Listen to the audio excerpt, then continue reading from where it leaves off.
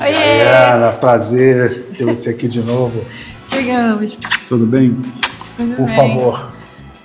Acessar.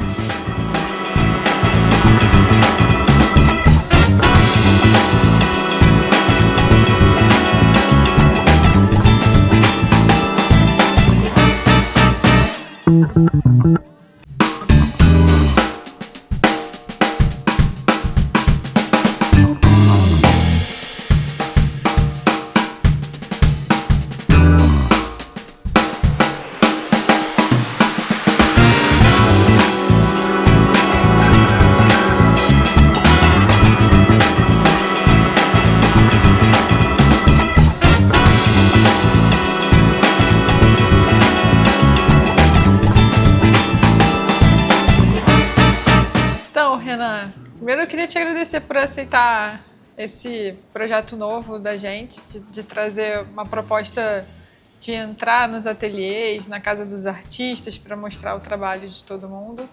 Eu lembro que a gente gravou, acho que tem quase 2 anos que a gente gravou lá no estúdio, e foi muito legal. Você contou sua trajetória, de como que você começou na fotografia, do seu pai fotógrafo. Você entrar no banheiro e ver as fotos impressas, às vezes, de mulher pelada, que ele também fazia nu, que era muito incrível, e todo o seu processo até você chegar na fotografia que você trabalha hoje, né? E aí eu queria que você contasse um pouquinho primeiro de como que surgiu essa ideia do ateliê. Eu sei que as pessoas têm muita curiosidade em conhecer, e como é que elas fazem para elas conhecerem aqui, para visitarem também, isso é super bacana. Conta um pouquinho pra gente. Bom, prazer estar de novo com você aqui no Estúdio Brownie. Eu acho que até faltava nas entrevistas um pouco dessa contextualização, né? Bom, aqui esse ateliê fica em Santa Teresa, o bairro onde eu nasci, né? Então todas aquelas histórias que eu contei sobre meu pai aconteceram aqui. Bom, entre idas e vidas, a maior parte da minha vida eu morei aqui no bairro de Santa Teresa. Eu me mudei para esse apartamento pouco antes da pandemia, que foi muito bom, porque, enfim, passei a pandemia vendo essa vista, né? Passeando também sem máscara pelo bairro, porque tinha pouca gente na rua, não precisava usar máscara. Então foi muito...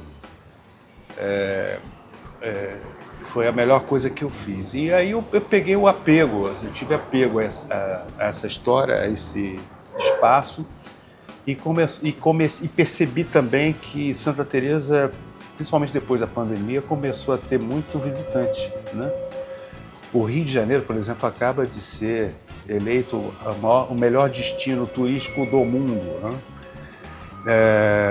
Mas antes mesmo dessa onda turística, eu já recebia muita gente aqui em Santa Teresa quando eu tinha o meu outro ateliê na Monte Alegre. Depois, quando eu e a Kitty Paranaguá, junto com o Thiago Barros, fundamos o Ateliê Oriente, que continua até hoje, né? Eu já não estou mais no Ateliê Oriente, mas continuei recebendo muita gente em casa, né? Em 2020, quando eu vim para cá, eu montei o ateliê, comecei a dar alguns cursos com poucos alunos, né, que eu não gosto de turma muito grande. E também por estar aqui na Rua Aprazível, que o nome já diz, né, é uma rua muito aprazível, muito bonita, na frente de um restaurante famoso. Isso também foi um ponto que atraiu muita gente, né? Agora, toda essa história de receber pessoas interessadas em fotografia e colecionadores começou no Arte de Portas Abertas, que é um evento que esse ano completa 30 anos. Caramba! Já na 30ª tantas edições, e que eu, com um grupo de 17 ateliês, inauguramos em 96. É uma ideia da escultora Clara Artaud, de perceber que o bairro de Santa Teresa é um bairro de artistas, né? Um bairro visitado, inclusive por isso. Então ela reuniu o primeiro grupo de artistas, fizemos a primeira edição, foi sucesso. Segunda também, daí fundamos a Chave Mestra, que é a Associação dos Artistas Visuais de Santa Teresa, que organiza hoje esse evento, né? Essa experiência do Arte Pós-Abertos foi muito importante porque deu um feedback para mim com relação aos meus primeiros projetos autorais. Como eu já disse naquela entrevista no estúdio, eu comecei como fotojornalista, né? Fui fotógrafo do Jornal do Brasil, a Folha, da Editora Abril, várias outras revistas. E, paralelamente, tinha alguns projetinhos mais autorais, que fugiam da coisa ilustrativa, que é um pouco o editorial, né? E mostrava isso no Arte Pós-Abertos, aqui em Santa Teresa. Então as pessoas vinham, comentavam, gostavam, não gostavam. E é nessa coisa de acerto e erro, nessa experimentação e percebendo que a pessoa está sacando do seu trabalho, é que você vai construindo um pouco as suas ideias, né? Porque a gente tem muita ideia maluca também, né? Faz parte, né, do processo criativo. O processo criativo é um pouco isso também. Não adianta você querer expressar uma coisa se o receptor não está recebendo a mensagem, não está codificando da forma como você acha que deveria. Ou não está nem te surpreendendo com o que ele está trazendo para você. Então, é muito importante você ouvir as pessoas. E morar em Santa Teresa e participar do Arte Pós-Aberto foi fundamental para isso. Muito legal. Uma coisa que eu ouvi de vocês, você e da Bia, quando a gente veio fazer a visita técnica, é que você escolheu esse apartamento por uma questão estratégica. Eu queria que você falasse um pouquinho sobre isso. A estratégia é exatamente essa. Estar num lugar em que as pessoas vêm de uma forma natural, por estar nessa rua bonita, né? Uma rua calma, tranquila, com uma vista espetacular, né? E eu acredito que essa seja uma das melhores vistas do bairro, né? Porque a gente realmente está em cima do bairro. A gente vê Santa Teresa de cima, né? E vê o centro da cidade, a Zona Norte, toda a Ilha do Governador, a Ponte Rio-Niterói, a Bahia toda, e a Serra dos Órgãos, né? Quando eu nasci, aqui no Corveiro, na região do Corveiro, em Santa Teresa. Meu apartamento também tinha uma boa vista, não tão ampla quanto essa, mas para a Zona Norte. E eu saquei que a maior parte da minha vida eu morei virado para uma vista para o norte. E isso me inspirou muito a me lançar para além das montanhas que eu via aqui da Serra dos Órgãos, né? Logo ali está Minas Gerais, que é um mundo à parte, né? Quase que um país à parte, né? Um pouco mais para lá você vai para o Espírito Santo, Bahia. Então, essa coisa de você ver o mundo por cima te dá uma inspiração de você se lançar para as viagens, para os projetos, para as coisas, né? Eu acho que subliminarmente isso é muito importante. Muito lindo. Porque, na verdade, você tem um ateliê para apresentar seus trabalhos, mas a sua produção fotográfica basicamente é na área externa, que a gente vai ver daqui a pouco nas obras, né?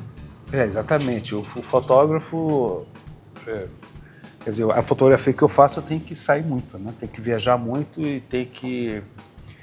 Lógico que você traz todo esse material aqui, mas o que eu não costumo processar muito, porque minha fotografia é muito de resolver na hora, né? Eu tenho uma técnica fotográfica na hora, lógico, mas eu edito aqui, faço as narrativas, componho os portfólios, né?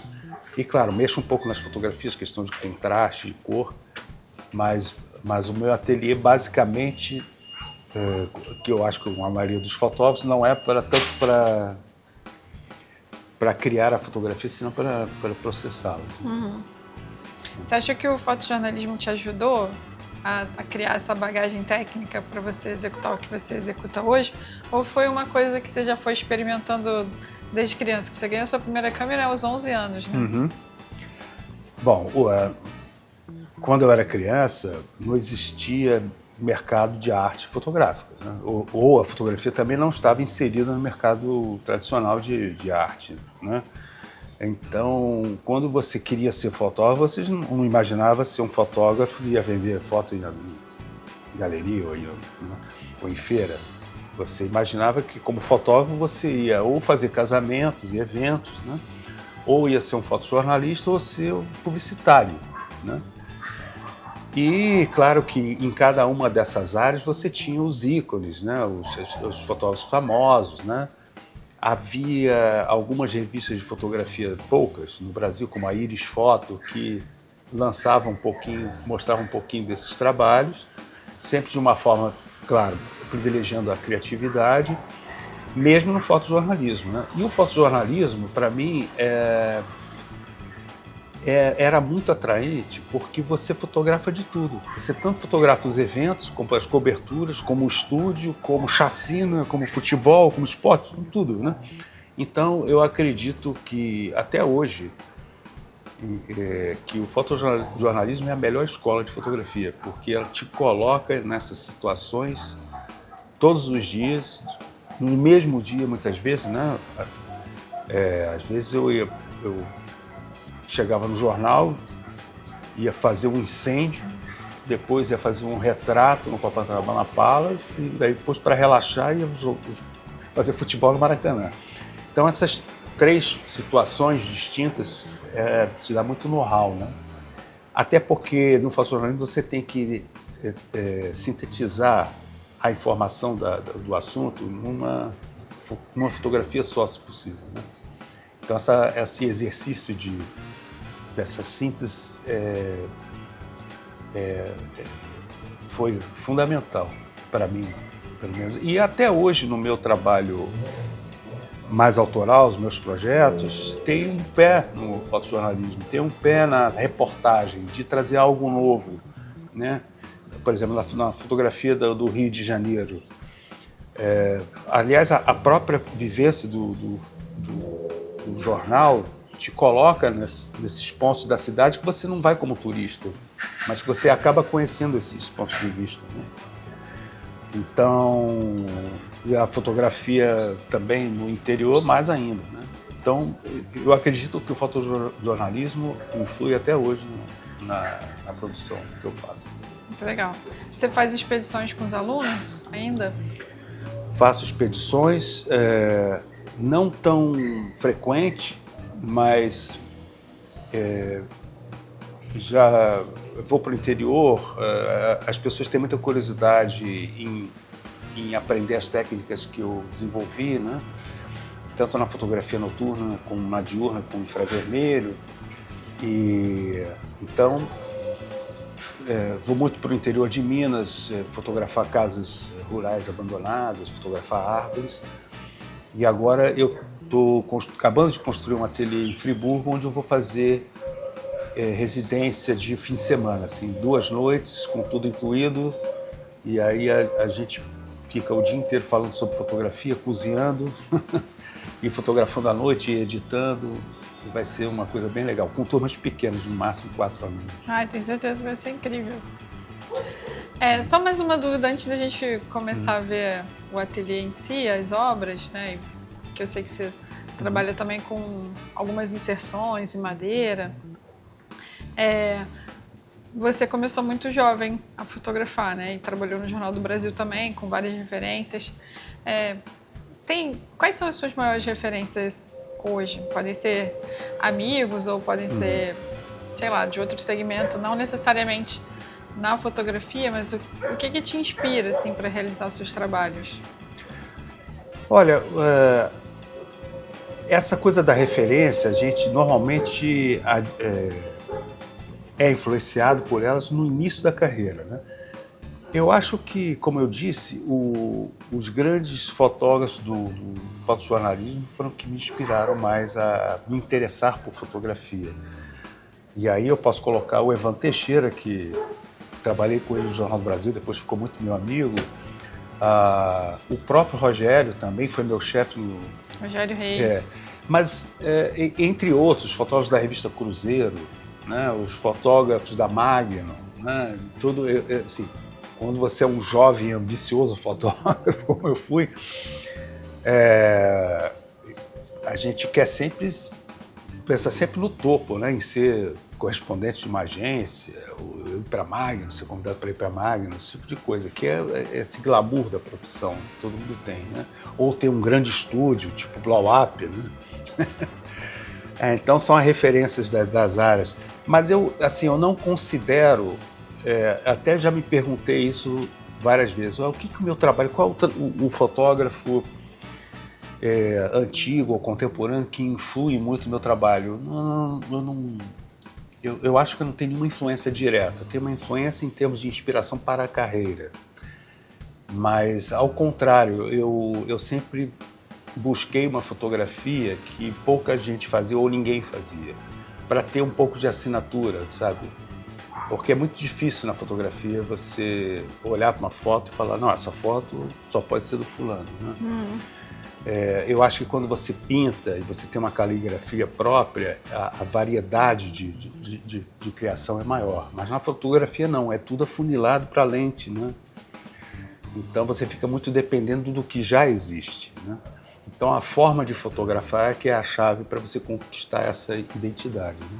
Então, ao contrário de ter influência, eu sempre fugi das influências. Eu quis fazer uma coisa que eu conquistasse um espaço, uma identidade própria. Muito legal. Então, vamos conhecer suas obras agora? Com o maior prazer. Tenho certeza que o pessoal deve estar curioso para ver. Vamos lá. Vamos lá? Eu falei que elas vinham? Posando. Ela é muito vaidosa. Maravilhosa. Pode ver na câmera.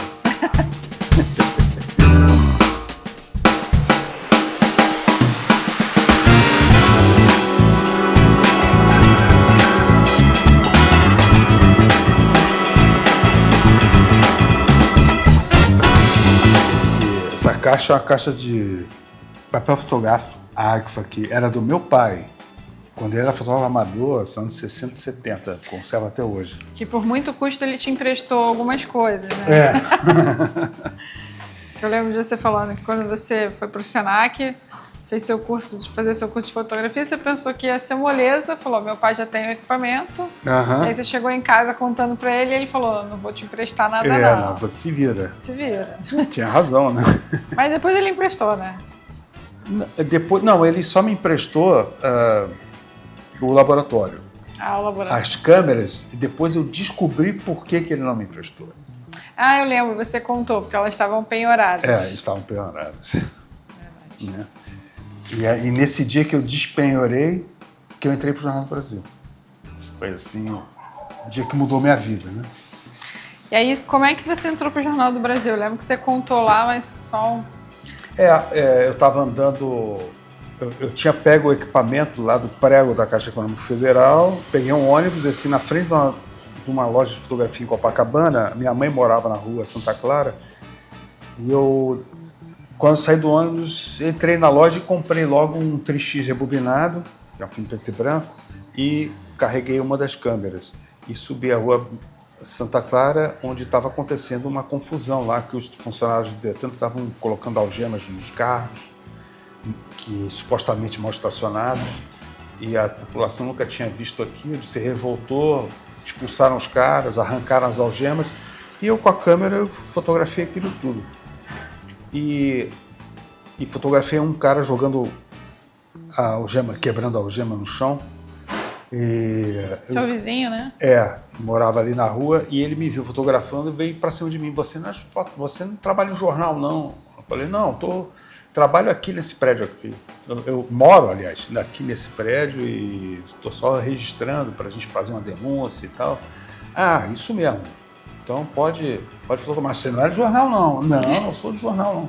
Inclusive eu vou chamar a equipe de jornal para a gente poder denunciar isso. Faz isso sim. Aí eu corri no orelhão, que era do lado de uma banca de jornal, peguei o jornal, vi qual era o telefone da redação, liguei para a redação e falei, não, vamos mandar a equipe para ir. Mandaram a equipe. Só que chegou tarde demais, a confusão já tinha terminado. Aí eu cheguei pro fotógrafo e ofereci o meu rolo de filme. Olha, você pode aproveitar, fiz umas fotos na hora ali, depois a gente vê. Aí ele olhou, ao invés de ele falar, pega o meu telefone, depois a gente liga para você, ele falou, não, entra aí entra no carro, vamos para a redação, vamos conhecer a redação do Jornal do Brasil. Foi o Carlos Hungria, e esse fotógrafo. E aí ele me apresentou ao Orlando Brito, enquanto eu esperava a foto ser revelada, fiquei conversando com o pessoal. Daqui a uma hora depois o Brito volta, quem é Renan aí? Sou eu. tua foto vai para a primeira página. E assim eu debutei no Jornal do Brasil. Só que tinha um detalhe. A foto que foi para a primeira página é justamente a foto que eu fiz do cara jogando algema no chão. Que tinha falado para ele que não trabalhava em jornal. E de fato, no dia seguinte apareceu lá a foto. A foto dele. E aí ele ficou me perseguindo. Fazia plantão. Eu falei para ele onde eu morava, ele ficava fazendo plantão na porta da minha casa para me pegar. Até que eu acho que ele desistiu. Eu quando chegava em casa, eu olhava para ver se ele estava e tal. Quando ele estava ali em pé, eu fazia a hora, ia ao cinema, ia à praia, até ele desistir. Caramba. Essa foto, infelizmente, não está aqui, né? Mas a gente vai Mas a conseguir gente tem depois. na Biblioteca Nacional, tem lá, eu acho que eu tenho, de repente, até aí, a versão digital. Esse aqui tem alguns recortes de coisas que, assim, nem são grandes fotografias, mas que eu tive carinho, né, em fazer e guardar um pouco da minha produção lá. Então, desde os anos 80, essa é uma foto do Philip Glass. Vou mostrar aqui para o Fábio. Que eu entrevistei ele junto com o Reinaldo Royals, que trabalhava no Caderno B do Jornal do Brasil. Essa outra é uma foto engraçada também, que conta um pouco da máfia que domina a Assembleia do Rio de Janeiro, né? A Alerj. Olha, esse jornal é de 92. 17 de janeiro de 92. Já dava para problema. você ver como é que ainda continua atual o negócio. Essa é uma fotografia que eu gosto muito. Nossa, a sua referência é muito forte aqui do Elliot, né? Exatamente. Eu tentei uma ampliação dela aí. A gente gostava muito de fazer ensaios fotográficos, né, na revista de domingo, na revista dominical do Jornal do Brasil. Das Essa barcas. É sobre a Barcas, Rio Niterói. Esses são os cromalins da impressão, né? Você acredita que a gente fotografou a festa... Eu fotografei a festa de final de ano das Barcas. Ah, é? Aí, Fábio, como as coisas conectam, né, cara? Que é uma concessão, né? E agora tá com uma empresa nova. Sim. Linda. Eu até considero, assim... Podiam até fazer uma exposição lá das fotos do Renan. Mandar pro meu amigo do RH lá. Falar, ai, olha aí, que bacana que eu encontrei. As fotografias que a gente fazia nessa época, eu considero até muito ingênuas, né? No sentido de que era uma fotografia ingênua mesmo, ilustrativa, né? Não tanto porque a gente era jovem ainda, não estava fotografia amadurecida, mas também que era o jeito de... Havia uma certa carioquice na própria fotografia, né? Você fotografar detalhes, fotografar coisas que as pessoas não viam num olhar assim mais primário, né? Ah, mas estão lindas as fotos. Conta toda a história, né? Sim. E fazia de tudo, né, Renan? Pois é, a gente fotografava... Desastre, Isso, de tragédia a esporte, a moda. E por isso que eu considero, assim, realmente a escola primordial da fotografia. Você ser essa aqui que você mostrou que era moda, né? Isso aqui eu guardei, é um recorde de jornal, mas foi um freelancer que eu fiz como fotógrafo de moda. Eu tentei ser fotógrafo de moda, mas não consegui. Eu não sei se é minha culpa ou culpa da própria indústria. É uma indústria difícil que o pessoal fala, né? De acessar. Eu queria mostrar só essa revista aqui, ó. Não, isso foi uma reportagem que um jornal holandês fez sobre uma exposição. São esses quadros aqui, não é? Sim, sobre o projeto Bucólica.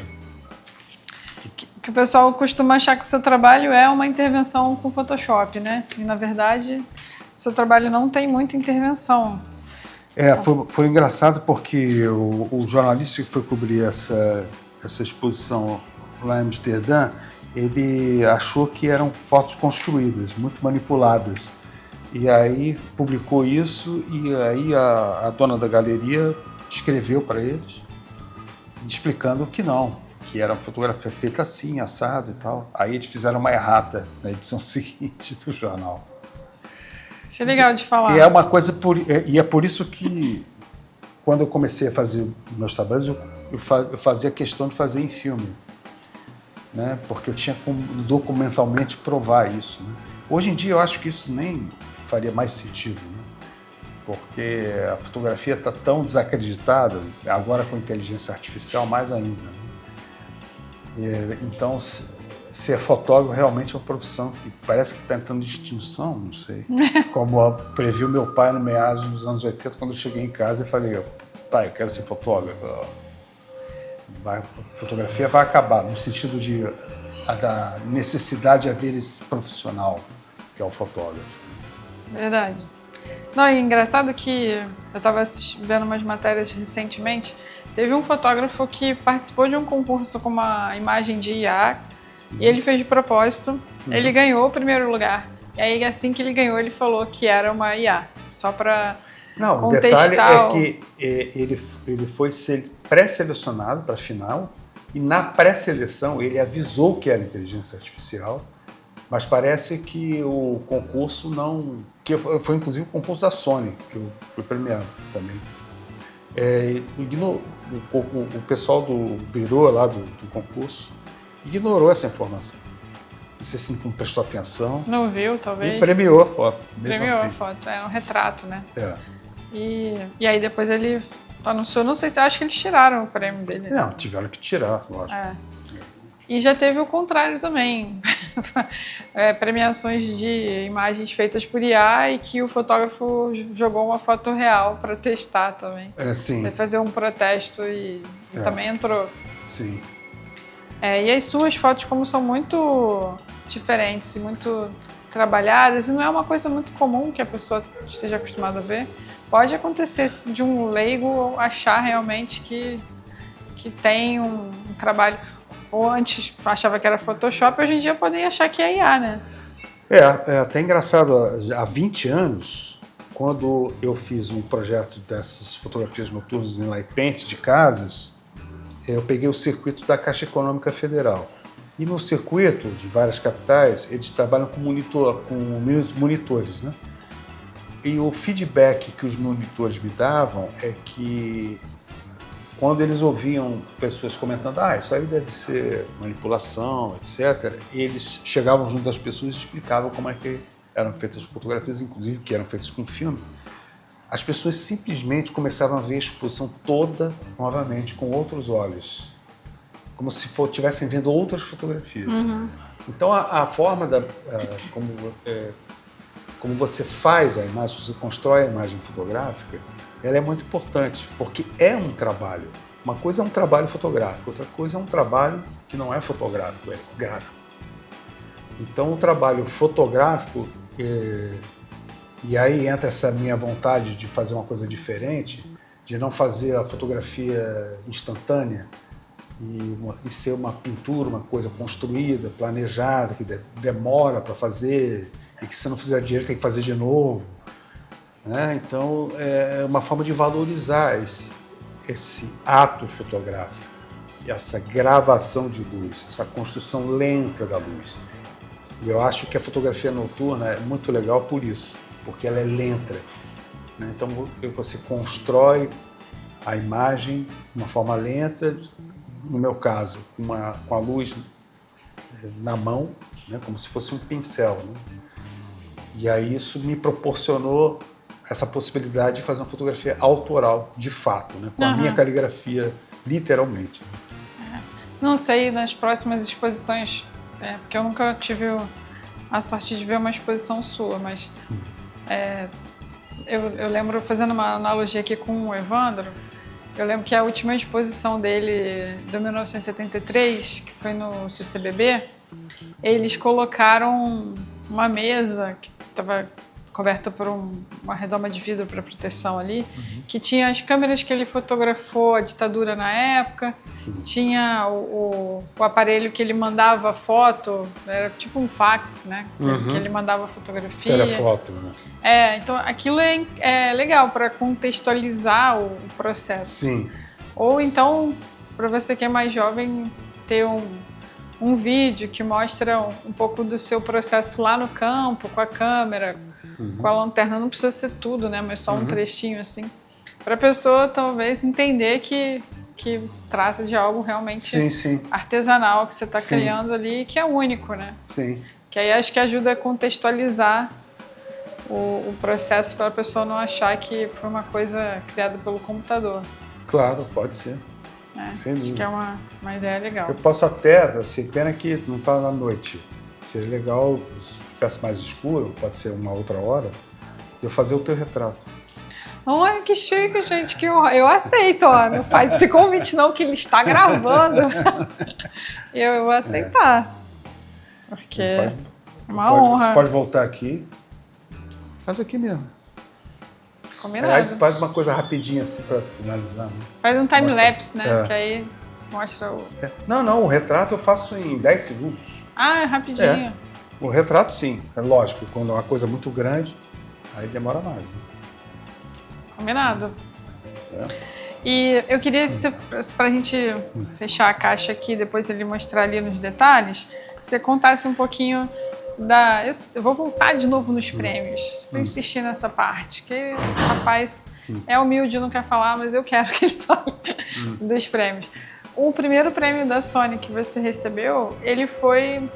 Tem uma história aí, né? Ele foi julgado por quem? Não, porque como eles estavam, a Sony, né, esse pessoal de Londres que pegou a Sony e fizeram uma joint venture, estavam lançando o prêmio em 2008, foi a primeira edição, eles quiseram jogar pesado, né? Então eles simplesmente chamaram a nata da fotografia mundial para ser os jurados, né? Então eu tive esse projeto Vão de Alma selecionado por nada mais nada menos que Martin Parr, Elliot Erwitt, Susan Meiselas, Mary Ellen Mark, Tom Stoddart, Bruce Davidson. Então foi um time assim de inequívocos fotógrafos. Os deuses da fotografia. E foi muito bom, porque também quando eu fui receber o prêmio eu conheci todos, passei a tarde com eles. Que sonho! Então foi muito gratificante, né? O prêmio você recebeu em Cannes. E a primeira edição foi no Palais do Festival de Cannes, onde tem festival de cinema, festival de publicidade. Eles fizeram questão de fazer lá. Depois, nas outras edições, fizeram a cerimônia em Londres, no Somerset House. Mas a primeira foi lá. Então, eles quiseram dar esse ar todo de um grande festival e conseguiram, né? Hoje, eu acho que o Sony substituiu o que era o prêmio Nikon antigamente, né? E o Hasselblad também. Acho que hoje, em termos de premiação mundial, é o maior concurso de fotografia, né? Com mais número de inscrições também e prêmios muito bons, né? Muito legal. E aí, depois ele rodou em vários lugares a exposição. Sim, assim, no modelo do WordPress Photo, eles fazem um tour mundial com as fotografias e vão fazendo exposições dos principais lugares do mundo. Aí a gente tem um cartaz aqui da exposição de Portugal, que a sua foto tá no cartaz da exposição para a gente mostrar para vocês. E para vocês virem aqui ver pessoalmente, né? Porque é incrível.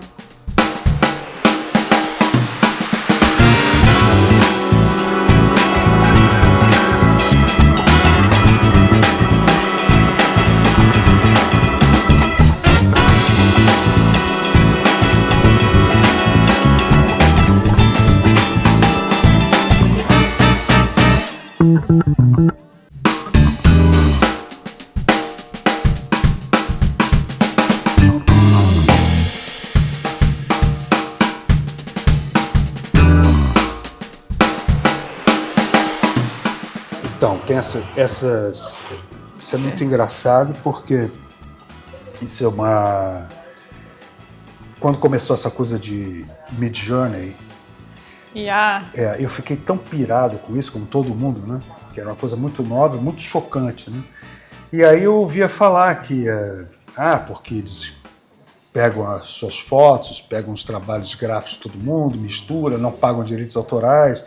Aí eu, curioso, coloquei um prompt, olha, faça uma fotografia preto e branco à la Renan Cepeda. Aí apareceu isso aqui, uma fotografia como se fosse de infravermelho, né?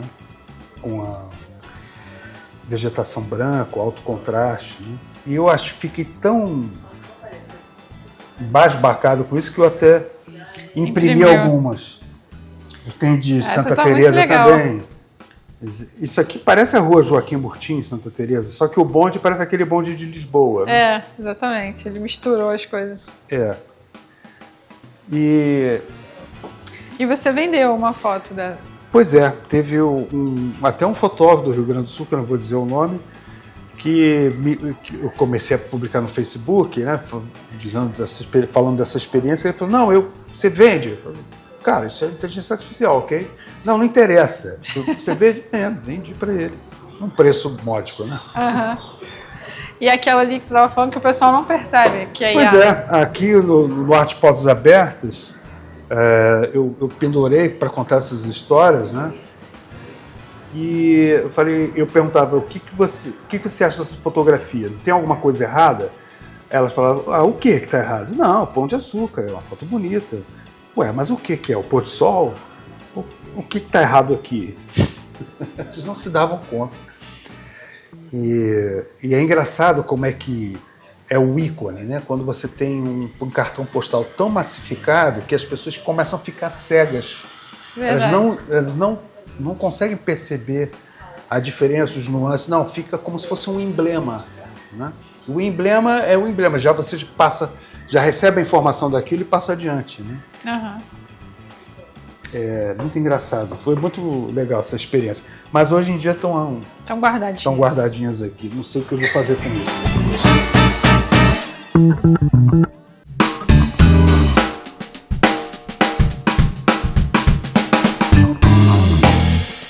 Aqui, o que a gente tem? Eu queria que você explicasse primeiro esse envelopinho aqui, que é muito legal. Centenas deles, porque era o envelope do Jornal Brasil que a gente fazia as fotografias, né? Em preto e branco, em 3x, cortava de 4 em 4, né? Fotogramas. Essa é a forma de arquivo que eles têm. E claro que muitas vezes eu pegava para mim, né? Ou separava parte do filme e juntava. Então eu tenho centenas deles aí. Muito legal. Esse quadro aqui, ele é de qual projeto? Deixa eu virar aqui para o pessoal ver. Então, esse é um projeto que eu fiz no Peru, né? Que é o país da minha esposa e que eu sempre fui... Aliás, eu a conheci lá. Parte da minha paixão por ela, acho que o Peru tá ligado. Tá ligado? E esse é um projeto que a gente fez junto de peregrinos da peregrinação de Coelho-Riti, que é uma peregrinação pré-colombiana que existe lá há muitos anos, alguns séculos, e esses são os retratos que eu faço à noite desses peregrinos. Né? Esse é uma moldura do estilo barroco andino, que é bem característica lá de Cusco, né? Das igrejas de Cusco e tal, dos santeiros. Pintavam com esse tipo de moldura, bem rococó, assim. Né? É lindo. E esse daqui? Então, esse Eu fiquei até com medo de mexer, porque... Não, esse é um blocão que eu chamo. Ah, que lindo! Ele é feito com acrílico, como se fosse um metacrilato, né? Essa fotografia é lá perto do lado do meu sítio, onde eu faço os workshops. É o light paint, né? É o light paint, né? Eu pintei a árvore à noite, né? Em longa exposição, e o Fusca que está do lado. E essa é uma montagem que faço com acrílico. Como é que você faz para ficar rosa aqui? Então, a lanterna, eu uso filtros coloridos na frente. Então eu passo o rosa, depois desligo a lanterna, troco para outra cor e faço o resto. Mas eu tenho que ter memória, né, do que eu estou fazendo. Eu amei isso daqui. Queria que você contasse um pouquinho dessa obra, porque é difícil a gente ver um fotógrafo que coloca o seu material numa... fora de um quadro, né? É um quadro, mas é uma obra Sim. diferente. O que acontece é que a evolução dos materiais, das formas de impressão, permite que você tire um pouco essa coisa da fotografia, da moldura tradicional, né? Isso aqui é uma impressão, é uma sublimação em alumínio que a InstaArts, lá um laboratório de Cotia, em São Paulo, já está fazendo há algum tempo, em que sublima a imagem do papel diretamente no alumínio por calor, e o resultado é muito bom. Só que esse alumínio ele tem 0,4 milímetros, menos de meio milímetro de espessura, então ele pode ser dobrado. Aí isso já te permite pensar em várias coisas, né?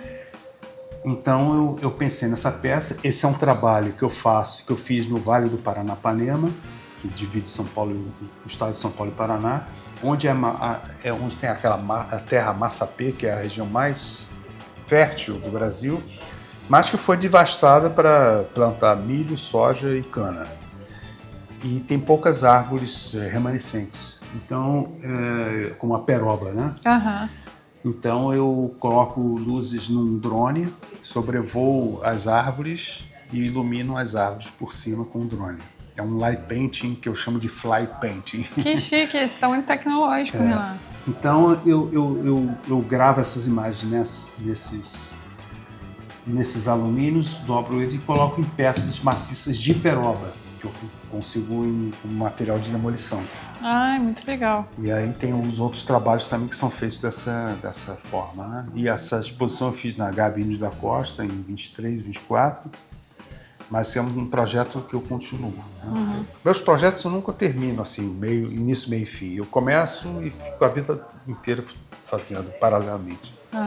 Uma coisa legal que você falou quando a gente veio fazer a visita é que a sua galeria é uma galeria que muda constantemente, né? Sim. A gente deu sorte de vir numa época que tinha acabado de chegar um material que estava vindo de uma exposição. Eu fiz uma exposição em São José dos Campos, e boa parte dela está aqui, e aí também calhou a galeria, às vezes também devolve algumas fotografias por outras. Então, aqui, por isso que está meio over aqui. Às vezes eu recebo visitas, as pessoas falam, pô, isso aqui está meio ou demais, não? Não, mas a ideia é exatamente essa, né? Que as pessoas que venham visitar tenham uma ideia melhor do trabalho e sua variedade. Mas isso aqui muda toda hora, de 2 meses, isso vai para lá, entra foto nova, sai e entra foto constantemente. Isso é legal que o pessoal pode te visitar várias vezes, né? E sempre encontrar alguma coisa diferente. E é bom até para arquitetos, né? Que estão buscando obras de arte para casas. Sim, eu recebo muita visita de arquitetos e aqui eles podem ter a noção de como é a moldura, né? Qual o comportamento da fotografia em determinado suporte, né? Como na madeira, na moldura, com vida, sem vida. Esse livro aqui, queria que você me contasse a história dessas fotos. Esse aqui. é o livro que eu lancei já há mais de 10 anos, que é o livro das fotografias infravermelhas do Rio de Janeiro. Foi o meu primeiro grande projeto de fôlego, né? Que é outro que eu também continuo fazendo até hoje, que eu fotografo a cidade essa é a foto que estava na exposição. Exato. Essa é uma fotografia que estava na exposição que abriu a exposição Desejo de uma Cidade, na Fundação Roberto Marinho. Essa exposição é constante? Ou tem Não, ela já terminou. Já terminou, tá. E O que acontece? Eu acho o Rio de Janeiro uma cidade feia, encravada no lugar mais lindo do mundo. Então eu tento, com a fotografia infravermelha, minimizar a cidade e maximizar a paisagem, porque o infravermelho ele enaltece tudo que é verde, né? Deixa com mais brilho. Então a paisagem fica muito mais valorizada do que a urbe, né? Como eu tenho lugar de fala, eu posso falar que o Rio de Janeiro é uma cidade feia. Porque você é carioca, tá certo. Mas eu também, por outro lado, a paisagem, a natureza do mar, da montanha e das praias é imbatível, né? Então, mesmo com a cidade caótica, a gente tenta, mas não consegue estragar com o lugar. É verdade. É Ainda muito bem, né? exuberante.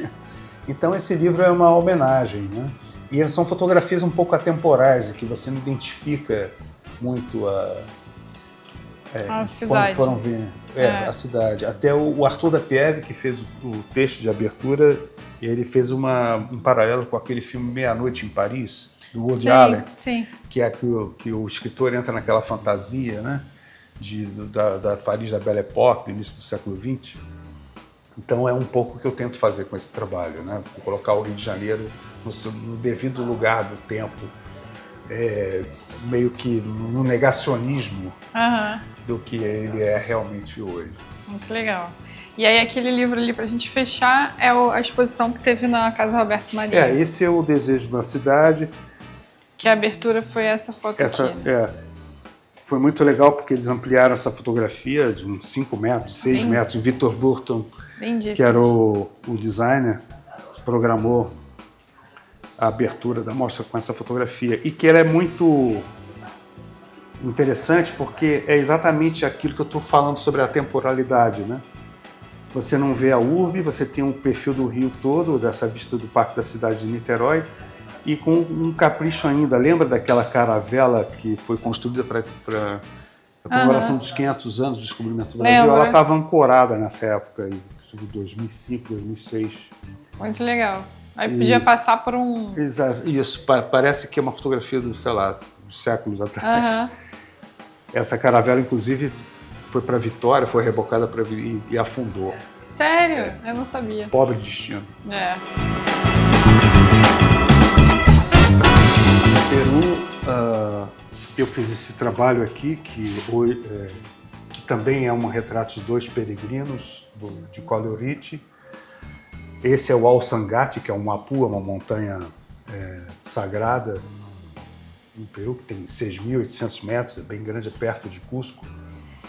Essa foto faz parte da coleção do Museu de Arte Moderna do Rio de Janeiro, adquirida pelo Joaquim Paiva. Eles têm lá uma cópia dessa. Essa é uma exposição que a Embaixada do Peru... faz parte de uma exposição que a Embaixada do Peru promove desde 2023. A gente já expôs em Brasília, em Porto Alegre e em Lima. E agora vamos abrir dia 16 de abril no Instituto Cervantes de Curitiba. E é uma exposição que a instituição do Ministério das Relações Exteriores peruanos está aproveitando para divulgar o país e que a gente pretende fazer em várias capitais do Brasil.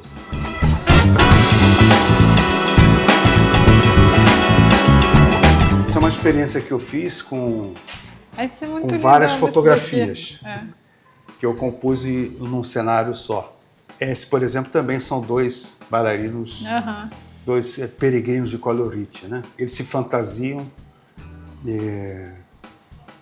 como uma forma de plasmar desejos.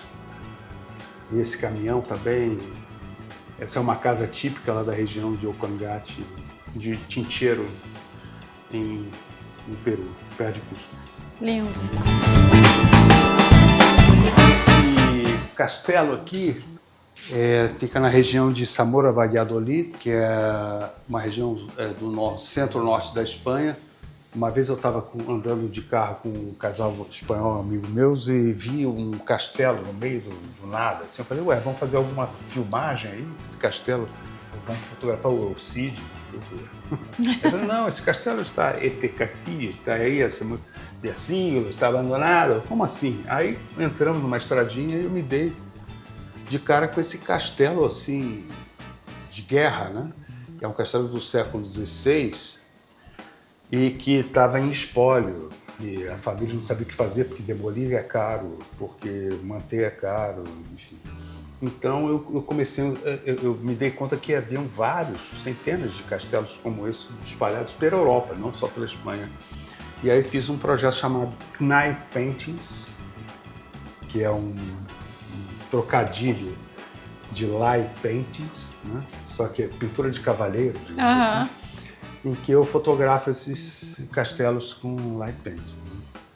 E aí eu submeti ao Sony World Photography Award e fui contemplado com um prêmio.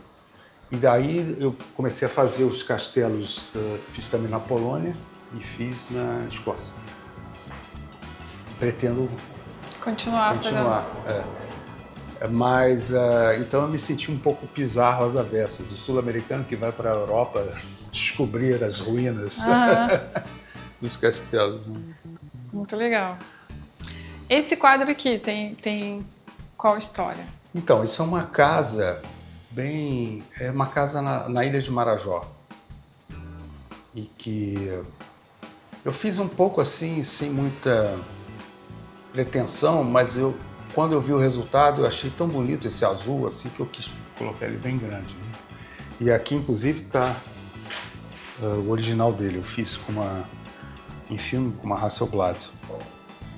Qual o nome dessa caixa aqui? A caixa de Isso é uma luz? caixa de luz, né? Que a gente usa para editar os filmes, né? Tanto negativos quanto positivos. Né? E esse fotograma aqui, qual é da Hasselblad? Todos eles? É o filme 120, né? O filme 6x6. Quer dizer, a Hasselblad faz 6x6, mas tem câmeras que faz 6x7, 6x9, 6x4,5 centímetros. Né?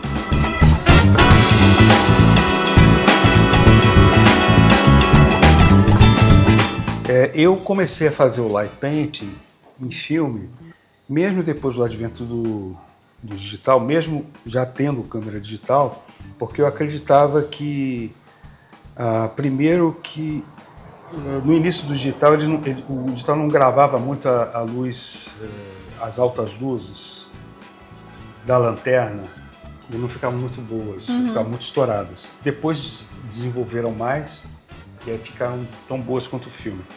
Mas eu também usava o filme porque as pessoas achavam que era fotografia construída em Photoshop. Ah, sim. Então, com o filme eu tinha que comprovar que não era Photoshop. É. A lanterna que você usa hoje é essa aqui? Sim.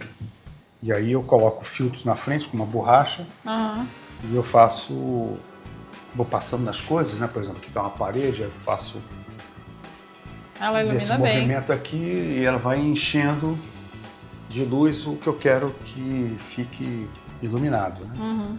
E aí eu apago e troco o filtro para fazer outra cor em outro lugar. Mas eu não tenho nenhum monitoramento, eu tenho que fazer tudo de memória, né? A parte onde eu fiz tal cor, para não misturar com a outra de outra cor. Ah, você tem memória boa. O meu ia ficar tudo colorido.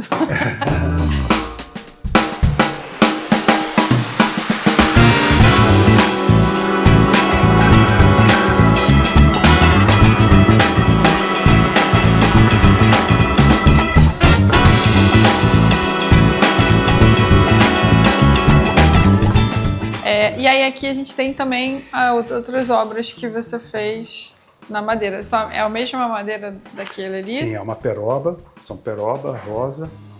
Eu consegui, na fazenda da minha tia, eu consegui meu primo me deu de presente uma tora dessa, que ele conseguiu certificar, que tinha na fazenda dele, e a árvore caiu. Aí eu fatiei essa peroba e fiz a mesma coisa. Imprimi em alumínio, fiz um entalhe e colocamos aqui. É linda.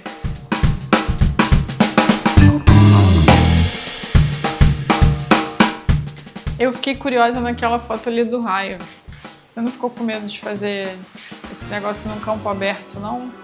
Essa é uma foto que tem uma história engraçada. Quer dizer, eu não sei nem se é um raio agora, você falou do drone, eu fiquei na dúvida. Não, eu nem ia fazer com dúvida. Eu estava fotografando essa árvore no meio dessa plantação para esse projeto por Apanhã, com esse trator no quadro. E aí a minha ideia era iluminar o trator, depois ir na árvore e iluminar a árvore. Quando eu estava terminando de iluminar o trator, eu vi um clarão e veio logo um estrondo depois. Eu falei, putz, estou no meio do campo com um tripé fincado, vou tomar uma na cabeça já. Exatamente. Aí eu corri pro tripé, desliguei a câmera, que eu nem vi a foto porque não ficou pronta, né? E fui embora, fui pro hotel. E aí, tomando café, na manhã seguinte, eu vendo as fotos que eu tinha feito na câmera, apareceu a imagem. E o raio tinha, para minha sorte, tinha tinha acontecido na reta da Perfeito. árvore. Ela não cai, lógico, não caiu na árvore, né? Caiu no Aham. horizonte, mas deu esse clarão.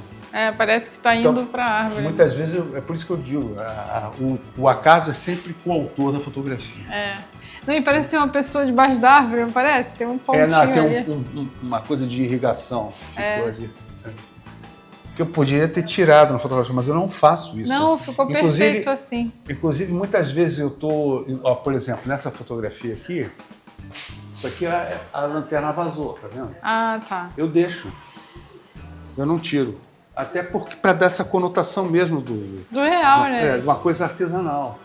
Às vezes aparece... Essa era uma noite estava meio nublada, mas às vezes saía um pouco à noite e a estrela...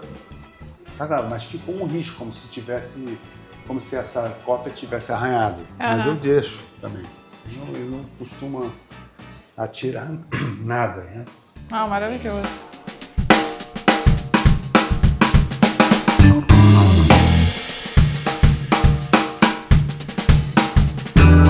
Aquelas obras que a gente viu ali junto com os filmes são as obras que você havia comentado que o pessoal não acreditou que eram de verdade.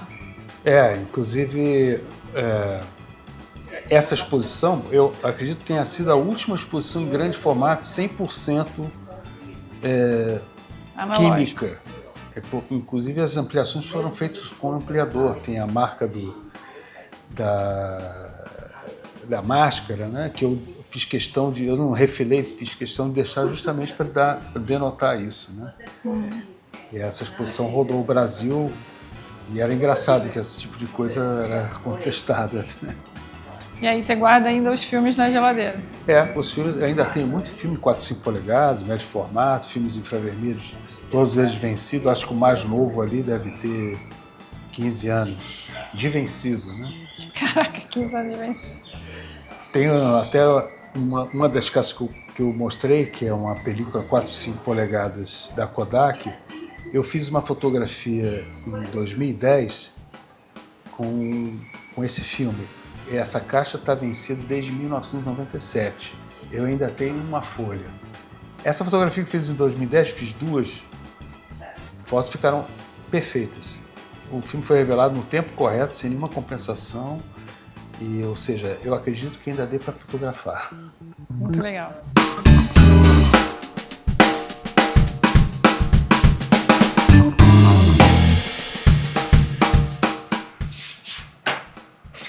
Então, gente, terminamos a nossa visita à Galeria do Renan Cepeda. Queria te agradecer demais por aceitar participar desse projeto com a gente. Uma honra. É um prazer. Venham sempre que quiserem. Obrigada. Tchau, Kim.